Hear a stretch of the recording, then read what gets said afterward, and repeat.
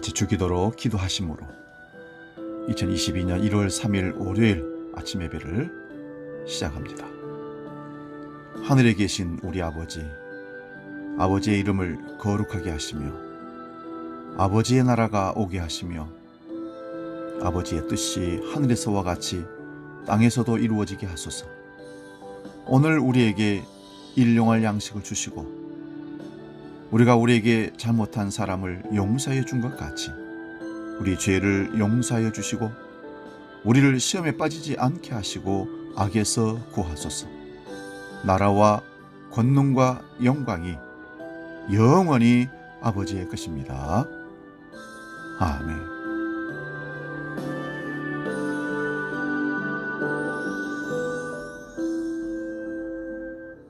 찬송가 359장 천성을 향해 가는 성도들아 함께 찬송합니다.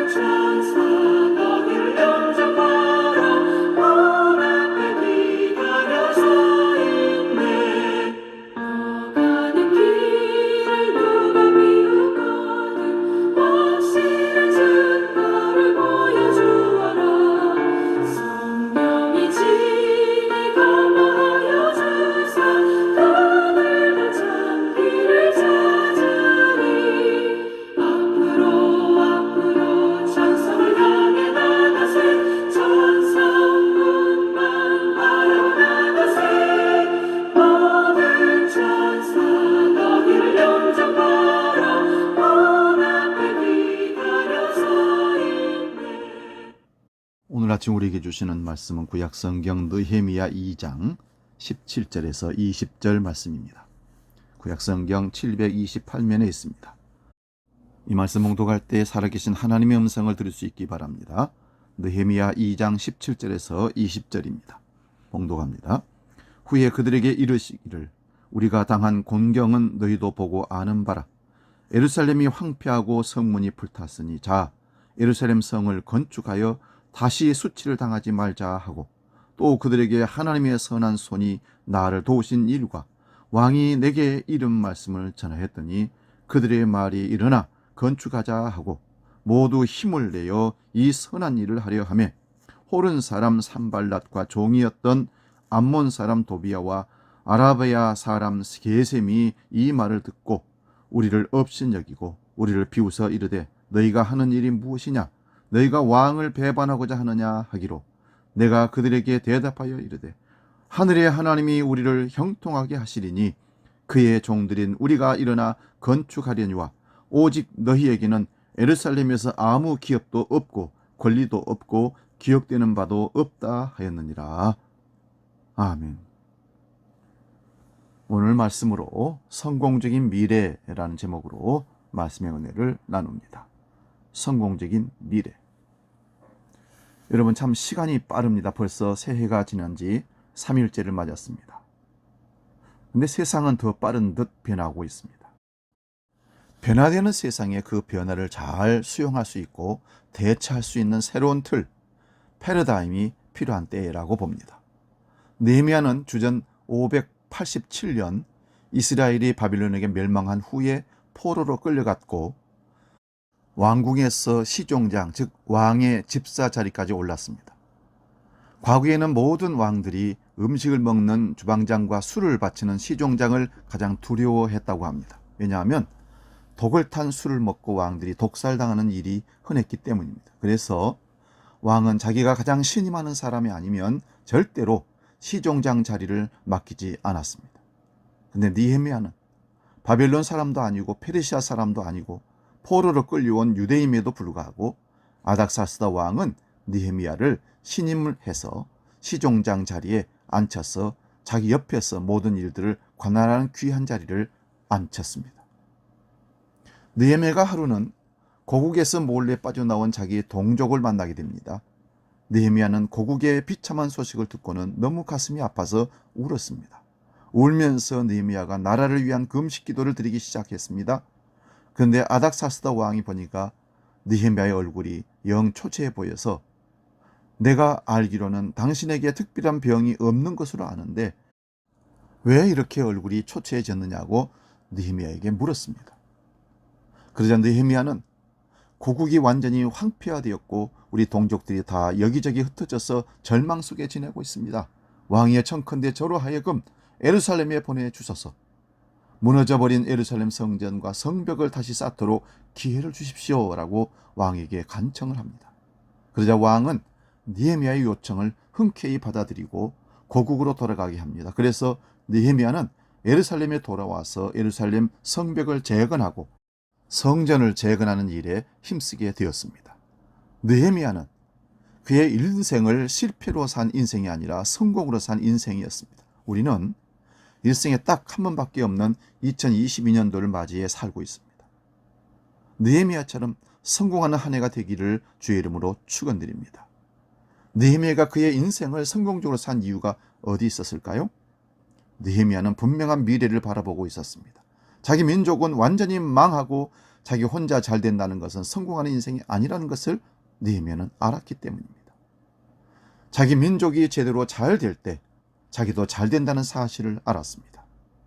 여러분, 백성 없는 나라가 없고 나라 없는 백성이 있을 수가 없습니다. 나라가 혼란스럽고 갈등할 때 우리는 나라를 위해서, 왕을 위해서, 대통령을 위해서 기도해야 한다는 것은 당연한 일입니다. 그렇다면 흩어진 이스라엘 백성들을 살리는 길이 무엇일까?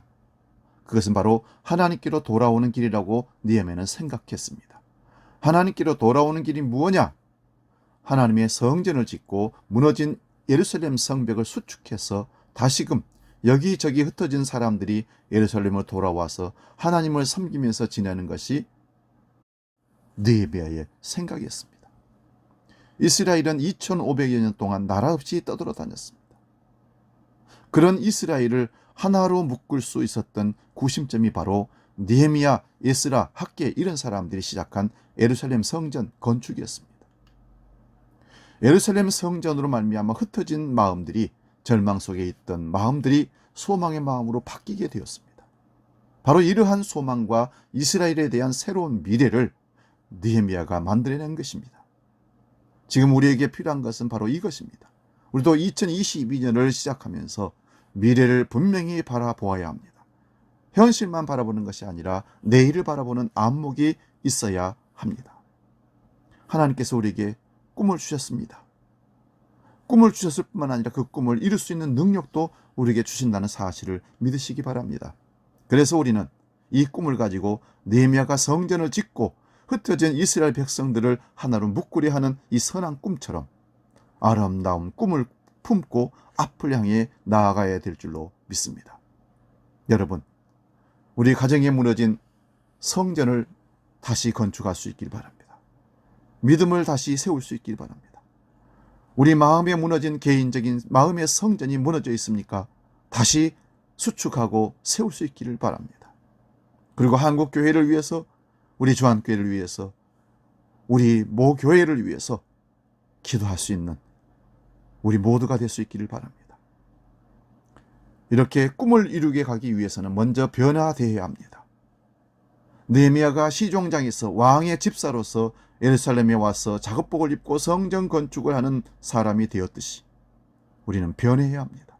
그리고 느헤미야처럼 어떤 어려움이 있어도 담대하게 나아가야 합니다. 마지막으로 중요한 것은 우리의 기도 제목에는, 우리의 비전에는, 우리 꿈에는 희생이 따른다는 것을 기억하셔야만 합니다. 여러분, 하나님의 일은 내가 같이 희생하면서 일하는 것입니다. 우리의 꿈이 있으면 그 꿈 플러스 희생이 있어야만 합니다. 그래야 성공적인 미래가 우리에게 주어지는 것입니다.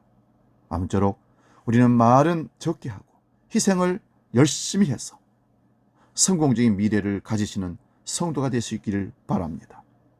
먼저 하나님의 중심을 모시는 마음의 성전을 수축하시기 바랍니다. 섬기는 교회가 바로 믿음으로 서지기를 위해서 기도하고 희생하고 헌신할 수 있기를 바랍니다. 가정의 교회가 새롭게 세워지는 역사가 있게 해 주시기를 간절히 소원하며 기도할 수 있는, 그래서 바르게 하나님이 원하시는 미래를 향해서 나아가는 우리 모두가 될 수 있기를 주의 이름으로 축원드립니다. 기도하겠습니다. 거룩하신 아버지, 2022년 새해 첫 주가 시작되는 월요일 아침에 미래를 성공적으로 만들기 위해서 우리도 느헤미야처럼 금식하며 기도하고 나라와 민족과 교회를 위해서, 가정을 위해서, 특별히 하나님 중심의 삶을 계획하며 미래를 꿈꾸는 삶을 위해서 전진하며 나아가는 우리 모두가 되게 하여 주옵소서. 이제는 우리 주 예수 그리스도의 은혜와 아버지의 크신 사랑과 성령님의 감동, 교제의 역사 충만케 하심이 성공적인 미래를 하나님 앞에서 시작하고 하나님으로 모든 성공을 이루기로 결단하며 나아가는 모든 아침 예배 믿음의 권속들 머리 위에 영원히 함께 하시기를 간절히 축원하옵나이다. 아멘.